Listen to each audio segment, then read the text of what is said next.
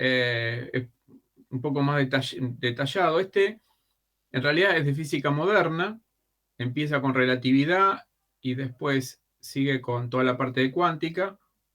Y el otro libro es directamente todo cuántica, nada de relatividad. En estos dos están justamente lo que yo les comenté. Y hablando un poquitito de lo que comentaba Manega,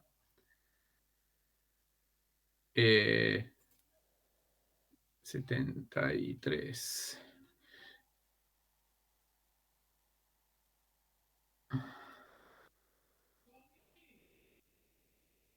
Bien, acá,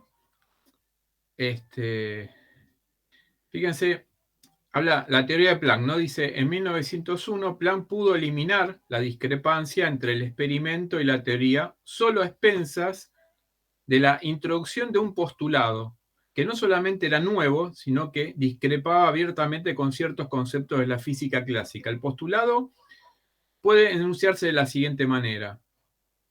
Cualquier entidad física cuya coordenada efectúe oscilaciones armónicos simples, esto es, que sea una función sinusoidal del tiempo, ¿no? Solamente puede tener energía total E que satisface la relación E igual a n, donde n puede ser 0, 1, 2, 3 números enteros, una constante h a determinar y la frecuencia, donde mu es la frecuencia de la oscilación y h es una constante y h es una constante universal. O sea, esto él lo postula, o sea, no lo demuestra, simplemente lo postula, lo aplica y, bueno, su forma de demostrarlo es justamente que en la ecuación funciona y describe lo que se obtenía empíricamente.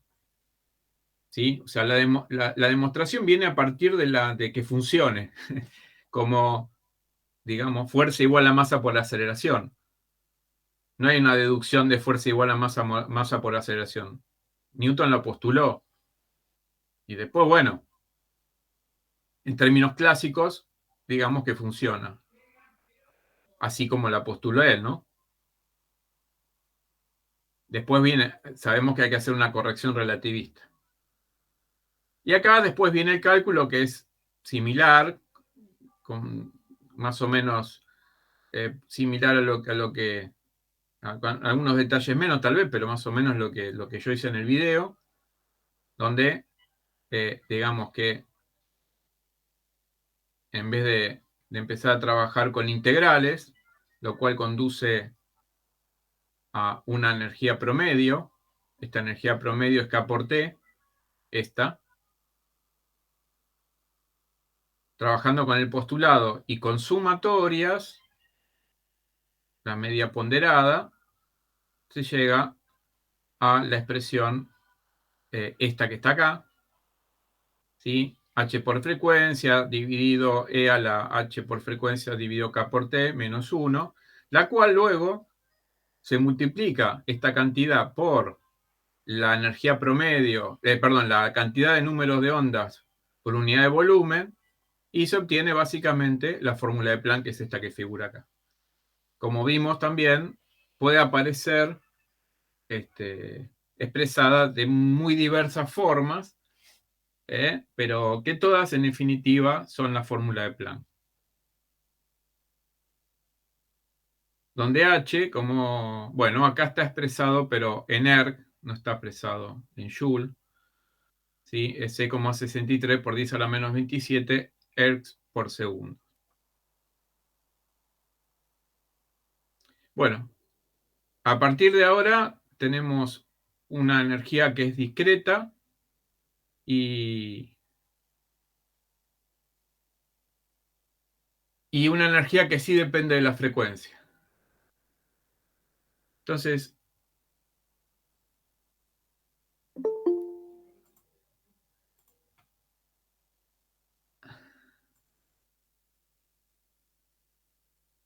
vamos al efecto fotoeléctrico por el cual, digamos, ganó el premio Nobel Einstein. Bien, así como había, digamos, inconvenientes para poder explicar la cuestión esta de la radiación del cuerpo negro, que recién lo pudo resolver Planck, no era el único, ¿no? Estaba lleno de cuestiones a resolver. Y una de ellas era una situación donde resultaba ser que para la física clásica la energía tenía que estar ligada a la intensidad de la luz. O sea, si yo emito luz de una cierta frecuencia, pongamos monocromática, la energía tenía que estar ligada, la energía de esa luz tenía que estar ligada a cuánta luz yo emitía.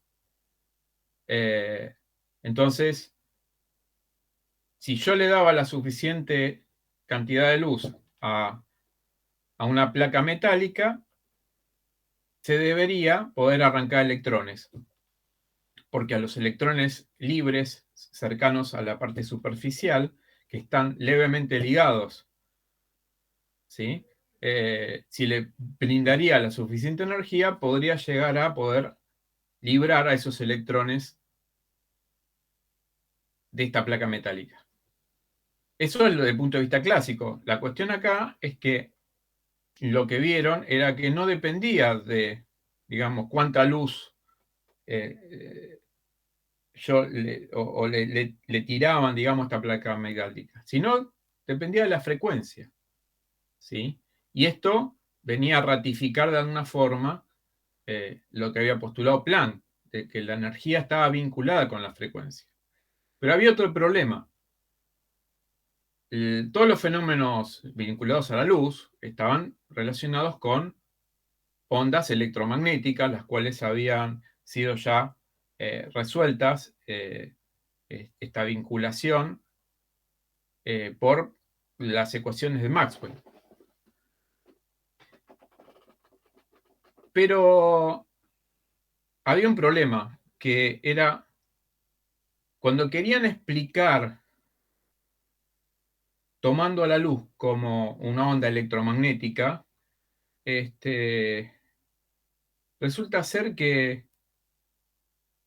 una onda, digamos, de alguna forma entrega energía en forma continua. O sea, ¿cómo meter esta cosa discreta para poder explicar que a un electrón lo puedes arrancar de una placa metálica? ¿Sí?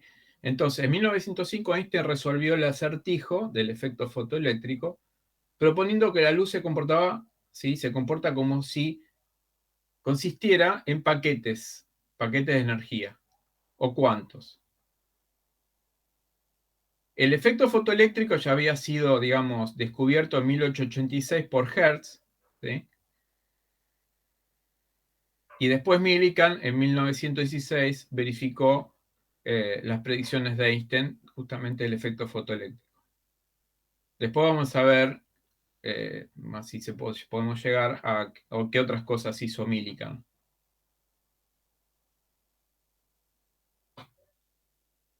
El efecto fotoeléctrico fue, digamos, investigado por estos dos físicos alemanes durante fin del siglo XIX. Encontraron que cuando sobre el cátodo incidía luz monocromática, como la que podemos tener en un láser, o sea, de una sola frecuencia, sola longitud de onda, no se emitían electrones a menos que la frecuencia fuera mayor que cierto valor mínimo llamado frecuencia umbral. O sea, uno le hacía incidir luz monocromática y no se arrancaban electrones. Se iba incrementando la frecuencia y cuando se lograba cierto valor de frecuencia, a partir de ahí es que se podían o se percibía que se arrancaban estos electrones. Bueno, ganó el premio Nobel en 1921. Yo quiero ir un poquitito acá. Fíjense que en general, primero se tiene que verificar una explicación teórica, como puede haber sido la de Einstein, se tiene que poder verificar empíricamente. Esto fue en 1916 y recién en 1921 le entregaron el premio Nobel. Otro efecto, otro fenómeno que se conoce como efecto Compton, terminó de confirmar aún más todavía la predicción de Einstein en la interacción entre fotones y electrones levemente ligados, digamos, a un núcleo, cuestión que vamos a ver cómo se llama como efecto Compton. Esta experiencia le valió el Nobel a Compton.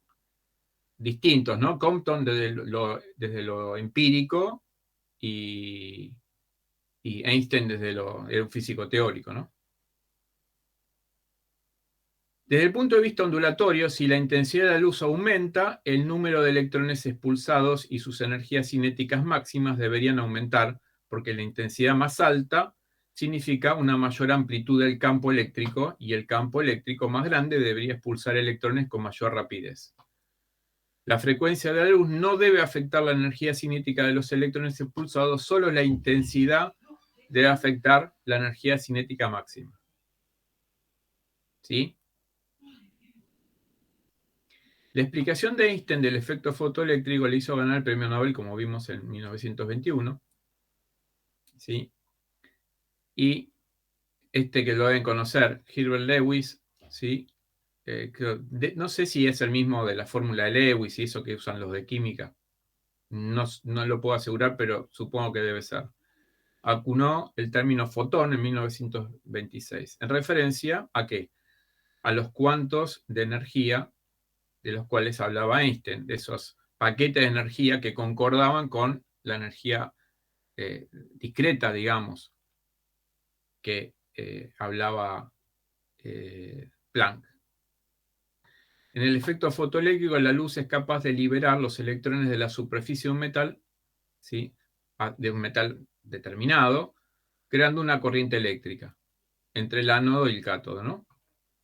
Entonces acá hay una especie de dispositivo. Después lo vamos a ver mejor con un simulador que está en el PET, creo que está bastante bueno. ¿Sí? Acá tenemos una resistencia variable, una fuente de poder, acá. Y generamos una diferencia de potencial entre las dos placas, ¿no? Entre el ánodo y el cátodo. ¿Sí? Entonces, luz monocromática incide sobre el cátodo. Si la luz monocromática tiene la frecuencia adecuada, va a poder empezar a arrancar electrones.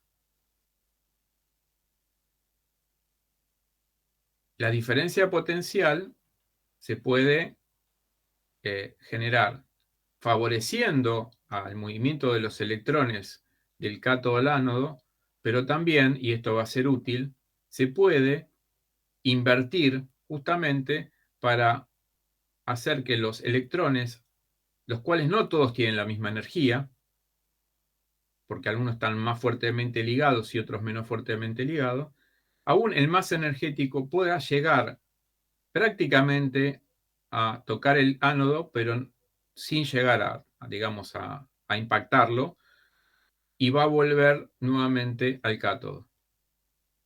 El conocer cuál es la diferencia potencial para lograr este efecto nos va a permitir conocer también cuánto es el trabajo de extracción que hay que lograr para arrancar estos electrones. Porque cuando le brindamos energía a partir de la luz, de estos fotones, ¿no? A esta placa, a los electrones, no va a poder usar toda la energía para tener la energía cinética, sino que parte de la energía la tiene que usar para, digamos, librarse del vínculo que tiene, para luego lo que le queda de resto sí es lo que le va a tener de energía cinética.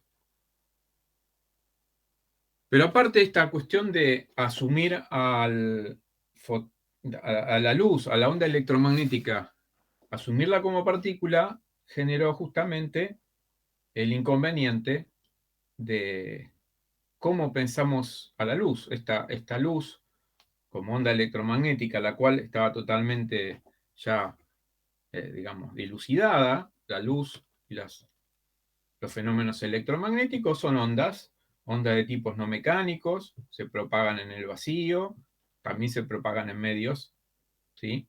Dependiendo de la frecuencia, se propagan en algunos medios con cierta frecuencia, en otros no. Todos los fenómenos que conocemos de las ondas, se difracta, se refleja, interfiere, eh, eh, se refracta, también dije, se difracta también, difracción. Eh, bueno, todo lo que hacen las ondas en general, pero acá venía a complicar todo, porque como ahora ¿qué pasa? Cuando tenemos que explicar el efecto fotoeléctrico, ahora hay que pensar que la luz se comporta como partícula o que es partícula. Y es lo mismo que sea partícula o que se comporte como partícula. Bueno, ya vamos a ver más adelante que esta cuestión onda-partícula simplemente termina siendo una interpretación que hace el ser humano de algo que en realidad no sabe bien qué es, que no sabemos qué es y probablemente nunca lo podamos saber. Eh, simplemente decir se comporta como partícula, se comporta como onda, no es lo mismo que es onda y es partícula. Ahí estamos diciendo que es onda y es partícula. Del otro estamos diciendo, no sabemos qué es. Nosotros, desde lo que conocemos, decimos que el comportamiento que tuvo esto que no conocemos, lo podemos asemejar a algo que conocemos que es partícula o a algo que conocemos que es onda.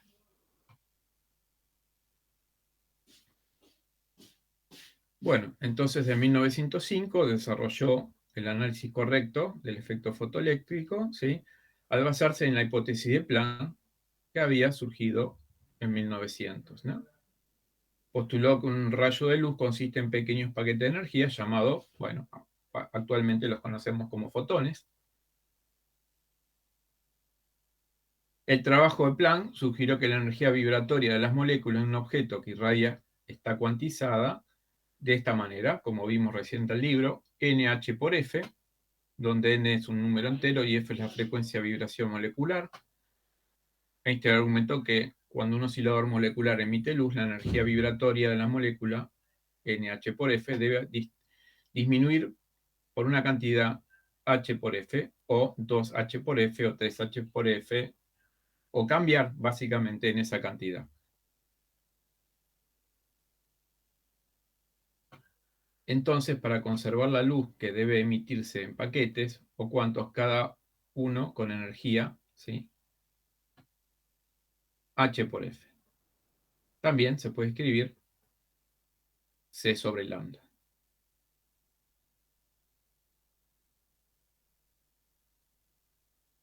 ya que C es igual a F, frecuencia por longitud de onda.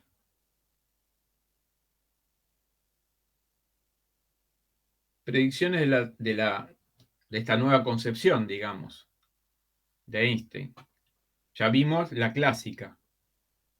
Un aumento en la intensidad de la luz significa que más fotones son incidentes. Mayor intensidad, hay más cantidad de fotones, de manera que expulsarán más electrones. Pero, dado que la energía de cada fotón no cambia, la máxima energía cinética de los electrones no cambia por un aumento en la intensidad. Quiere decir, si la luz no tiene la frecuencia adecuada, por más intensidad que yo le brinde, no va a arrancar electrones.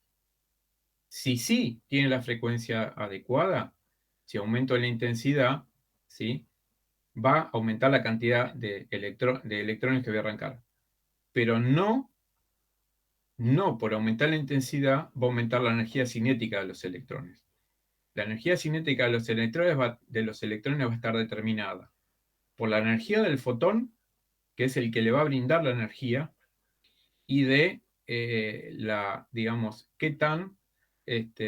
cuánto va a valer ese trabajo de extracción, que va a tener que ver, como dije antes, con eh, qué vínculo tiene el electrón con su entorno, el cual, si le cuesta más poder ser extraído, le va a quedar menos energía para la parte de movimiento. Si la frecuencia de la luz aumenta, la máxima energía cinética de los electrones también aumenta linealmente, de acuerdo con la ecuación, donde tengo H por F es la energía brindada por el fotón, menos una cantidad que es lo que se conoce como trabajo de extracción. Es decir, cuando a la energía que le damos con el fotón le quitamos el trabajo que hay que efectuar para poder arrancar el electrón, lo que queda es lo que tenemos como energía cinética. ¿Sí? Energía cinética máxima de los electrones arrancados, energía aportada por los fotones, función de trabajo que depende de cada material, de vuelta, esto depende de cada material, energía mínima que requería para sacar al electrón del metal. Así todo, tampoco podemos hablar que todos los, como dije antes, todos los electrones van a tener la misma energía cinética. Aunque se les entrega a todos la misma energía, va a haber, aún en un mismo material, pequeñas variaciones de cuán ligados estén estos electrones. No todos los electrones están ligados de igual manera. Los electrones ligados con menor intensidad se emitirán con más energía cinética. Bueno, lo que dije recién. Estos electrones deben tener una energía cinética y el máximo de esta energía cinética puede medirse aplicando un voltaje negativo, justo como para impedir que el flujo de corriente esté entre el cátodo y el ánodo. ¿Sí? Entonces, esos electrones tienen que viajar de una placa a la otra con su energía cinética. Pero si colocamos una diferencia de potencial que vaya en sentido contrario, ¿sí? La idea es lograr que digamos, los electrones estén ahí en el límite entre que sí haya corriente y que no haya. ¿Sí? Entonces, el máximo de esta energía cinética puede medirse. ¿Cómo podemos saber el máximo de la energía? O sea, ¿cuál es la energía máxima que tienen esos electrones? Lo puedo averiguar a partir de invertir el voltaje y lograr que no haya más corriente. Cuando esté en el límite, obviamente puedo meter un super voltaje contrario que no va a haber corriente, pero no es esa la idea, es encontrar ahí el límite entre que haya y que no haya corriente. Si los electrones de carga, obviamente menos E, ¿no? Carga negativa, según la convención, empiezan con una energía cinética máxima desde la superficie del cátodo y llegan al ánodo con energía cinética cero, después de vencer un potencial de frenado. Entonces, el teorema del trabajo de energía nos encontramos con, ¿sí? Variación de energía cinética, variación de energía potencial, igual a cero. A ver, esperen un momento.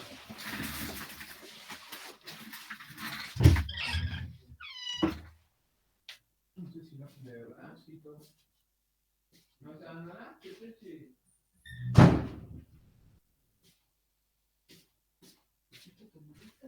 No.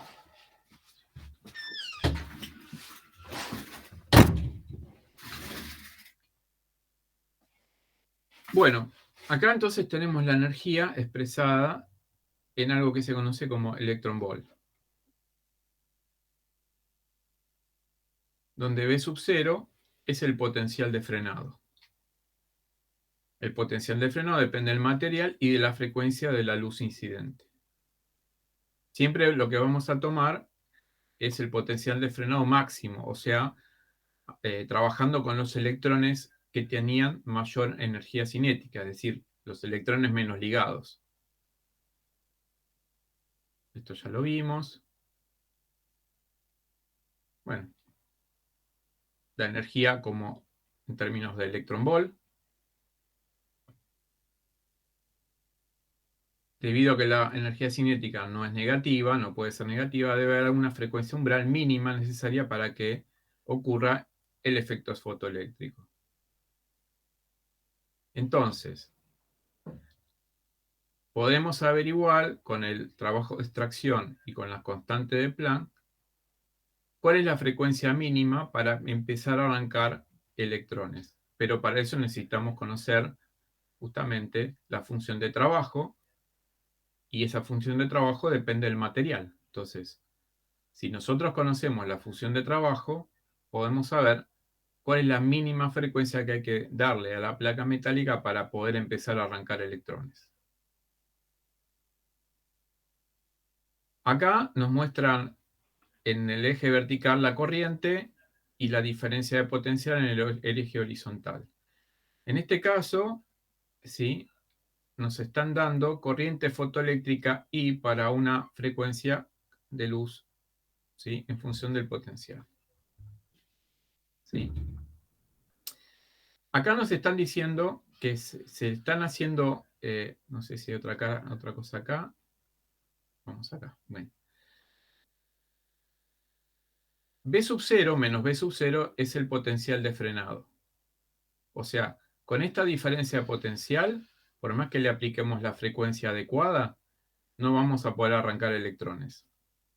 Sí, perdón, vamos a poder arrancar electrones. Lo que no vamos a lograr es que haya una corriente. Esto quiere decir que los electrones pasen de una placa a la otra. Creo que ahora cuando veamos el simulador se va a entender mejor.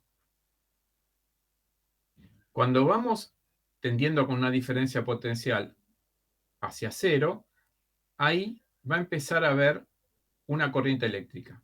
Pero notamos que una es mayor que la otra. Porque lo que tiene acá es que es mayor la intensidad. Que sea mayor la intensidad me está diciendo que más fotones están impactando contra la placa. No que tengan los fotones más energía. Simplemente, si yo le tiro 10 fotones, no es lo mismo que le tire 100. Por lo tanto, tengo más posibilidad de arrancar más Profe, electrones. ahí salgo, ahí vengo, un segundito. Ya vengo en un ratito. Tenemos más posibilidad de arrancar más electrones y generar una mayor corriente si tiramos 100 fotones que si tiramos 10.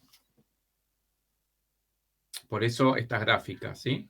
Nos están diciendo que ante una misma frecuencia logramos mayor corriente con mayor intensidad. Al medir el potencial de frenado B sub 0, se puede determinar la energía cinética máxima con lo que los electrones salen del cátodo. O sea, al conocer esto, de alguna forma estamos conociendo también cuál es la energía cinética máxima que tienen los electrones.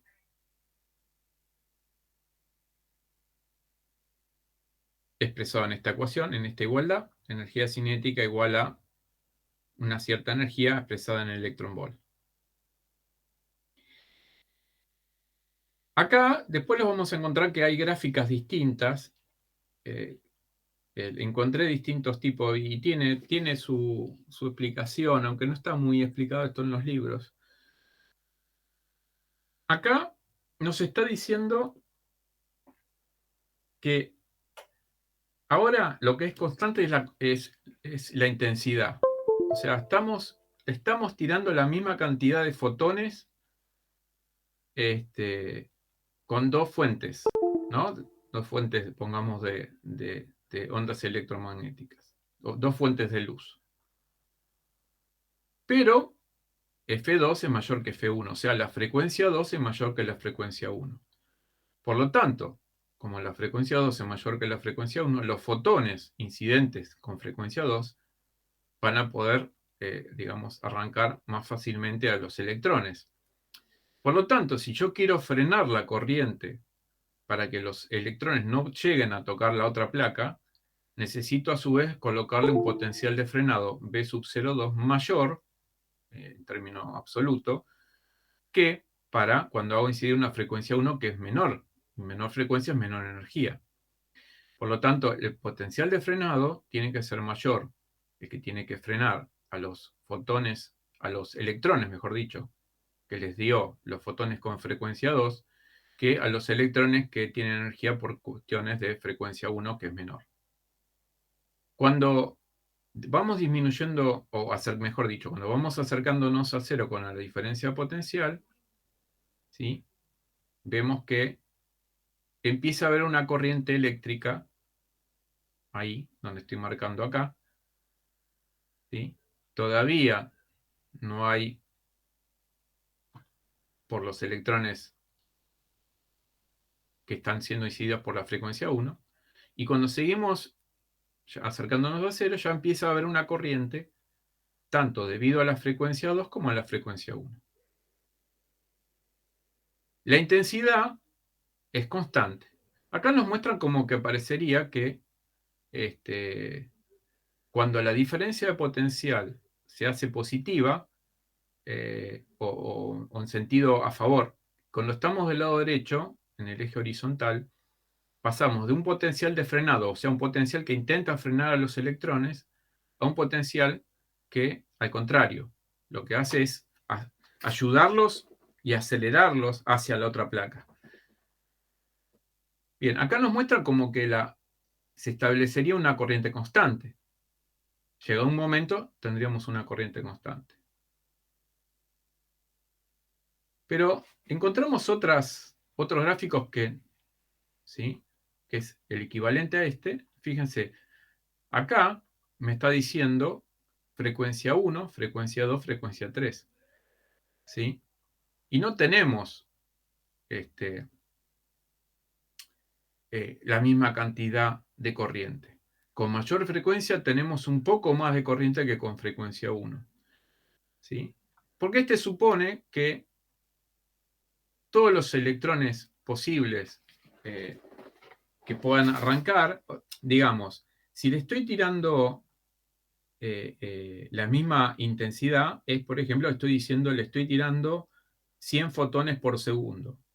¿Sí? La única diferencia es que les tiro 100 fotones con mucha frecuencia, o sea, con mucha energía, y 100 fotones con una frecuencia un poco menor. ¿Sí? Suficiente para arrancar electrones.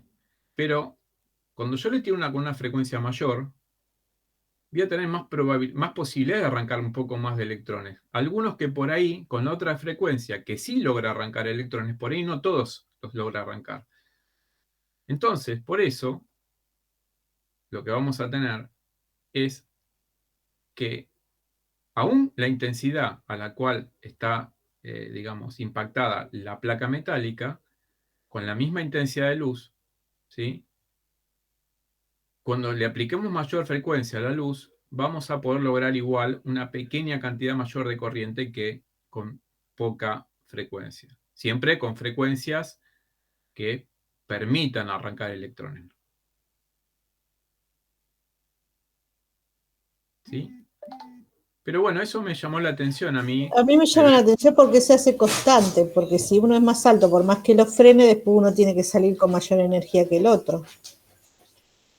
Sí, pero acá no estás midiendo la energía, estás midiendo cuántos electrones, o sea, si salen 10 electrones y los 10 llegan a la otra placa, no importa lo rápido que se muevan, digamos. La corriente establecida es la misma. La cuestión acá pasa que con mayor frecuencia tenés la posibilidad de arrancar algunos electrones más que con baja frecuencia.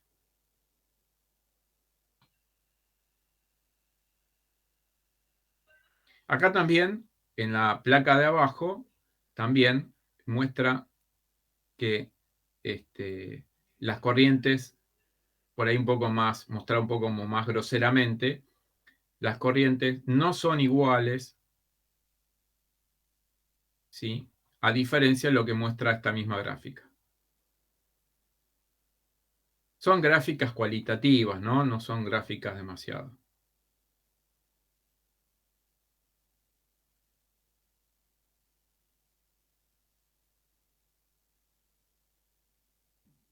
Esta gráfica es distinta a la anterior. Esta era corriente versus tensión y esta es tensión versus frecuencia.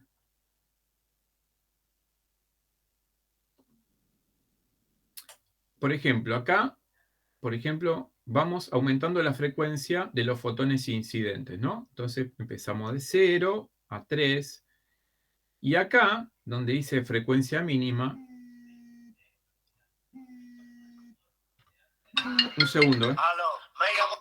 ¿Hola? No sé. Bueno, perdón. Tenemos una frecuencia mínima que es a partir de acá se empezarían a arrancar electrones. Entonces, lo que nos muestra acá es en el puntito ese medio naranja, es bueno, si tenés una cierta frecuencia ahí que está un poquitito por debajo de 6, ¿qué potencial de frenado tenés que aplicar para que no haya corriente? Si seguís aumentando la frecuencia, tenés que seguir aumentando el potencial de frenado. Entonces tenemos el punto azul y el punto violeta. Con esos 3 puntos, en realidad con 2 es suficiente, podemos trazar esa línea punteada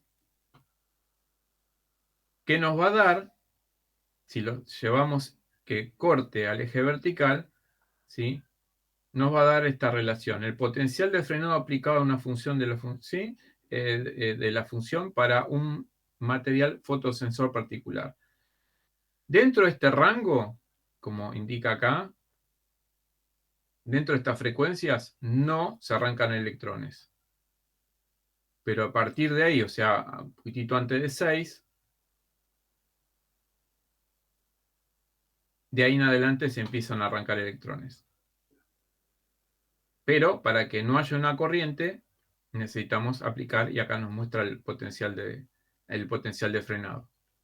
Si tenemos los potenciales de corte para 2 frecuencias distintas, acá hay 3, pero podrían ser 2, podemos trazar una recta con la cual podemos determinar la función de trabajo de un material determinado.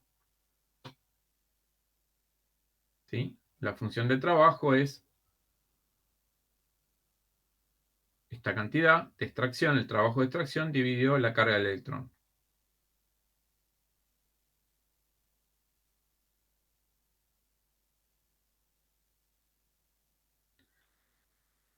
Otro aspecto del efecto fotoeléctrico también confirmó la teoría fotónica. Bueno, esto ya lo vimos. Si se usa una luz con intensidad extremadamente baja, la teoría ondulatoria predice un retraso temporal antes de la emisión de electrones, y de manera que un electrón pueda absorber suficiente energía para superar la fusión de trabajo. Es decir, si empezamos en una energía continua y en términos de ondas electromagnéticas, está el electrón. El electrón, para poder ser arrancado, necesita una cierta energía. Bien, va recibiendo continuamente energía, la va acumulando, y llega un momento en que el electrón acumula suficiente energía para poder ser liberado. Bueno, esto justamente no es lo que pasaba. La teoría fotónica no predice tal demora, pues solo se requiere un fotón.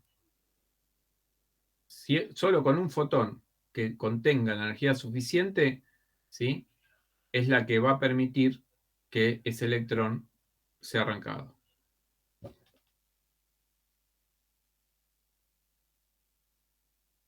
Igual, si no recuerdo mal, desde que incide el fotón hasta que es arrancado, no es instantáneo, pero tampoco se condice con lo que proponía la teoría clásica. Esto lo pueden ver en el PET. Acá tenemos las 2 placas, la placa metálica, a la cual vamos a empezar con 600 nanómetros, nada, por ahí. Entonces, aumentamos la intensidad, lo cual equivale, ¿sí?, a mandarle más fotones, en términos, por lo menos, digamos, de cuántos. Acá, en este caso, tenemos la placa de sodio. Podemos colocar distintos materiales, pero en contra de la teoría clásica, aumentamos la intensidad, bajamos la intensidad y no arrancamos ningún electrón. Acá el potencial de frenado está en 0.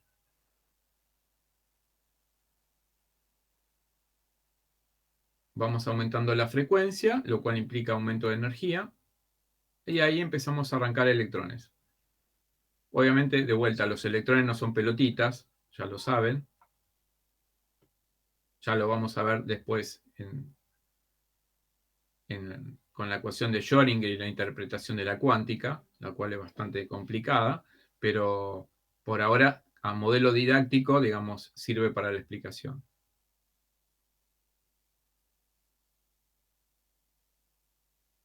Si aumento la intensidad,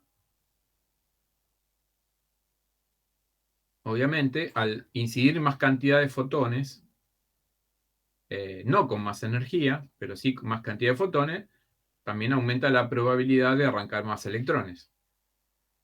Pero sí, sigue siendo un simulador, ¿no? Pero fíjense que no se incrementa la energía cinética. O sea, lo que se incrementa es la cantidad de electrones, pero no notamos un incremento en la energía cinética. Sí notamos que hay electrones con más energía cinética y otra con menos. Si aumentamos la frecuencia con la misma intensidad, bueno, ¿qué va a pasar si aumentamos la frecuencia? Bueno,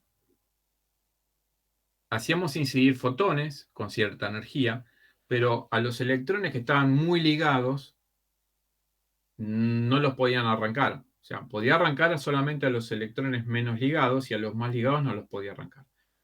Con la misma intensidad, o sea, con la misma cantidad de fotones por segundo, ahora con mayor frecuencia hay más cantidad de fotones en condiciones, por ejemplo, de los 100 fotones, con una frecuencia, por ahí solo 30 fotones lograban darle la energía adecuada a un electrón para poder ser arrancado. Todos los fotones entregan la misma energía, pero de vuelta, los electrones más ligados no los podía arrancar. Ahora, si aumentamos la frecuencia, aumentamos la energía y por ahí de los 100 fotones logramos que 70 arranquen electrones y 30 no. Esto obviamente. Pero aparte, ahora sí notamos un incremento, ¿sí?, en la energía cinética. Se siguen viendo algunos electrones que son los más ligados, que tienen una energía cinética baja en comparación con los demás. Esto después ustedes pueden jugar con esto que es del PET y les puede ayudar a comprenderlo. Los gráficos los pueden ver acá.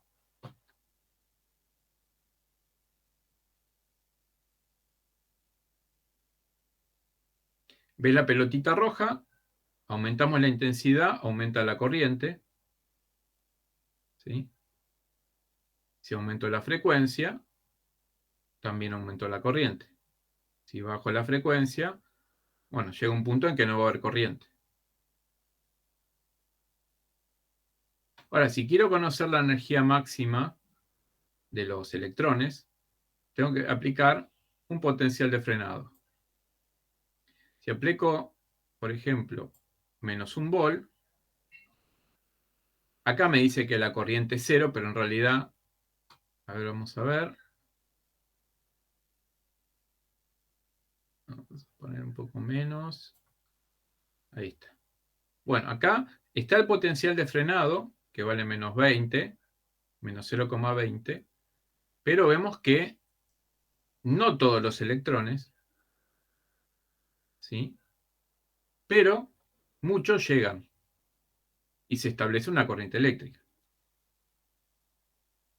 Si yo quiero el potencial de frenado, tengo que aumentar un poco más esto.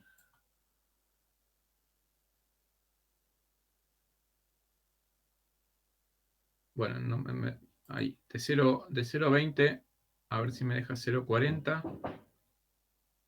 El lío.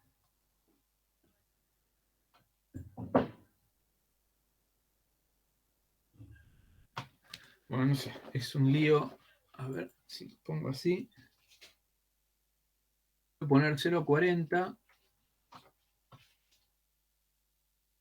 y no es fácil.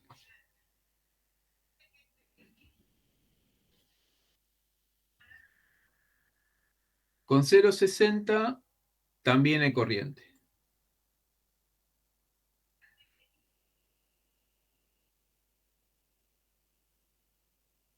Ahí 0,80. 0,80 sigue habiendo una pequeña corriente, aunque acá me marque 0. O sea, me tengo que ir a menos 1 volt.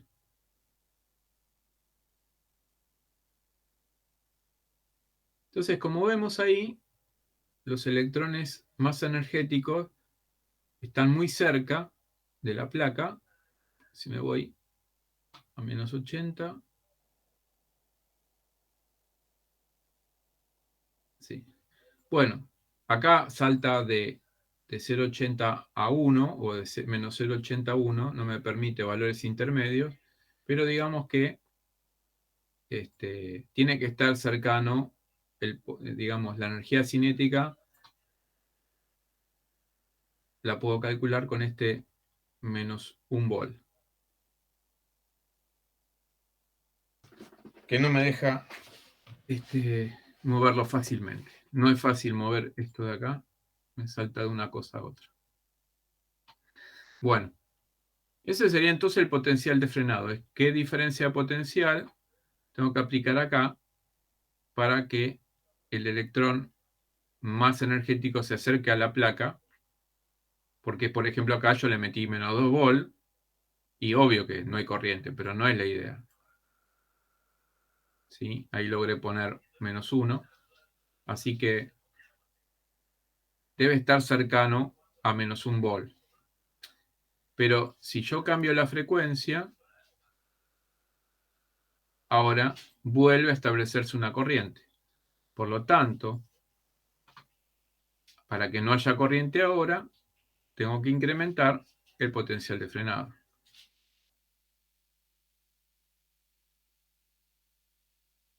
Y si invierto esto, obviamente,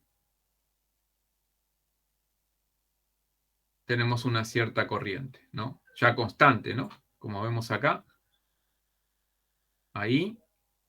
Y ahora, por más que yo coloque la diferencia potencial que quiera, la corriente es la misma, se mueve más rápido. Pero acá lo que importa es la cantidad de electrones por segundo que impactan la placa de la derecha. O que pasan por un determinado lugar, como quieran. Si vemos con respecto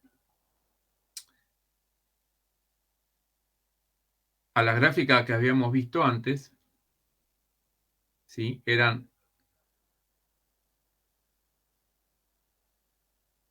Vamos para atrás. Estas gráficas me dicen que con distintas frecuencias, la misma intensidad, llega un punto que debería haber la misma corriente. Pero después vimos que había otros gráficos que no eran así. Acá aplicamos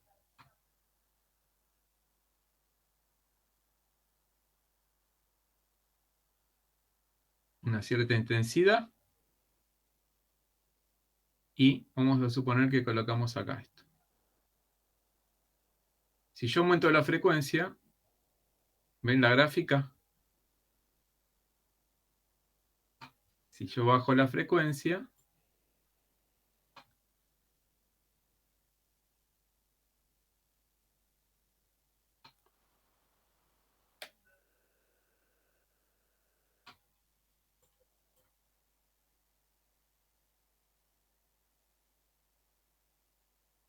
¿sí? O sea, con una intensidad constante vamos a tener mayor corriente con mayor frecuencia. También acá, otro gráfico es corriente versus intensidad.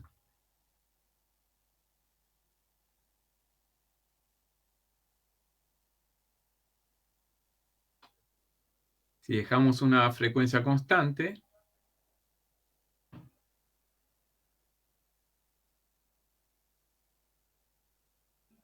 al aumentar la intensidad, obviamente aumentamos la cantidad de electrones que arrancamos. Pero, nuevamente, si la frecuencia no es la adecuada y no tienen los fotones la suficiente energía, por más intensidad que yo le quede aplicar, no pasa nada. Y acá otra que es energía en función de la frecuencia.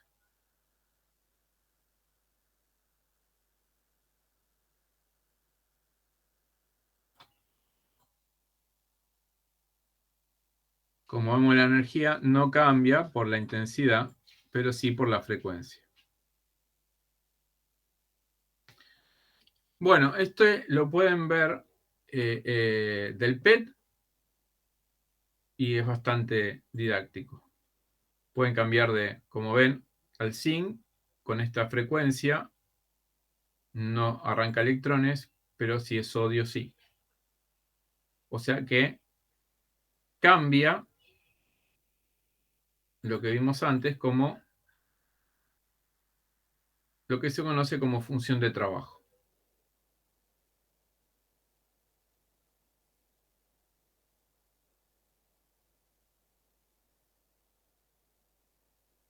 Acá aparecen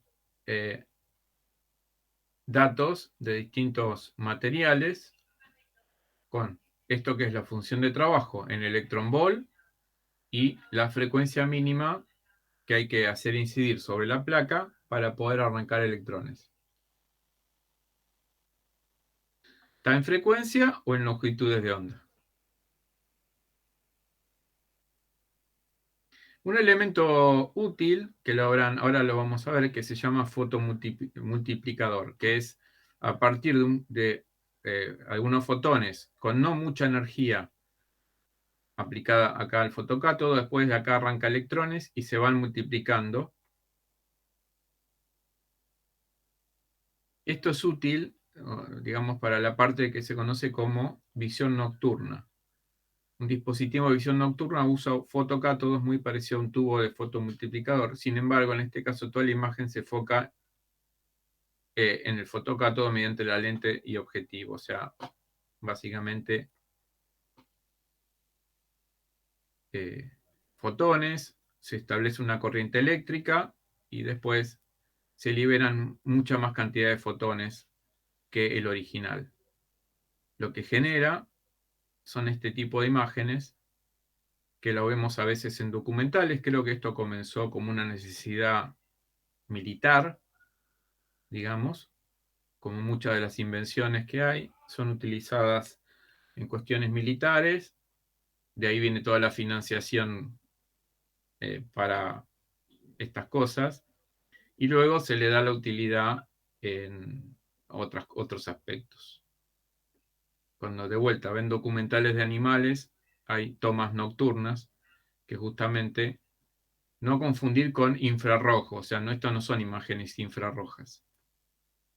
Captan la pequeña cantidad de fotones, ¿sí? Digamos, la pequeña cantidad de fotones que impactan sobre, en este caso, los cuerpos, el piso y todo eso, debido a, por ejemplo, la luna o otras fuentes de luz, que para nosotros no es suficiente para poder visualizar esto, lo captan y lo multiplican y permiten tener este tipo de imágenes.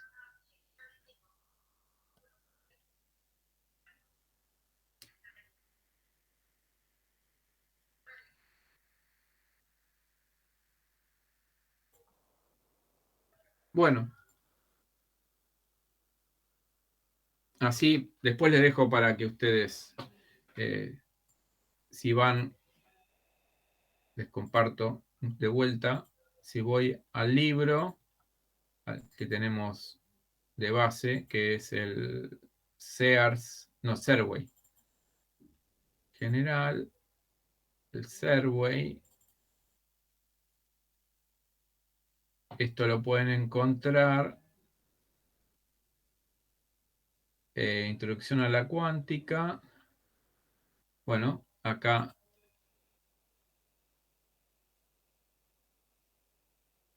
tenemos lo que vimos, la ley de Wien de desplazamiento, Rayleigh-Jean, ¿sí? Planck.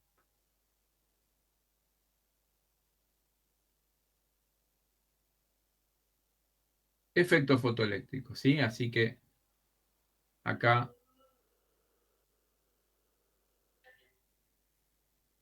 está el tema, ¿sí? Con las ecuaciones.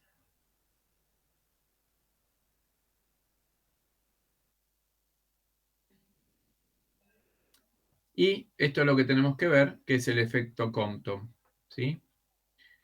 Lo que voy a subir son algunas actividades para que a partir de la ejercitación permitan consolidar un poquitito más la parte teórica, digamos.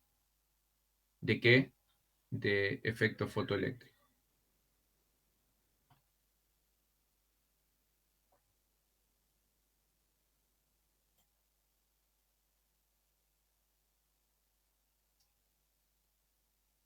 Bueno,